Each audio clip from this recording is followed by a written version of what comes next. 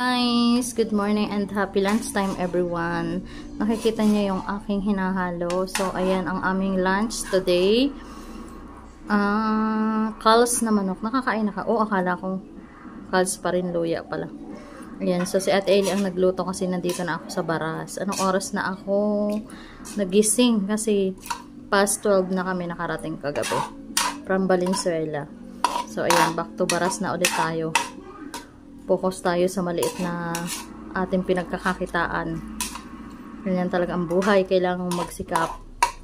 Magsikap, maghirap para maabot ang pangarap. Charot. Yan. So, ito ang aming lunch. Masarap yun guys kasi maanghang-anghang. Oh. Para siyang ano. Itong calls naman ako, it's same din siya ng native. So, pinakuluan muna natin siya dito sa aking pressure cooker. Saka namin siya inadobo.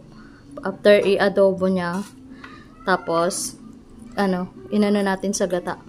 Yan. So hindi ko siya pinatuyo ang masyado kay Ate Eli kasi masarap sa kanin yung may sabaw-sabaw ng konti. Kasi pag pinamanti-mantika natin yan, wala na tayong maano sa kanin, 'di ba?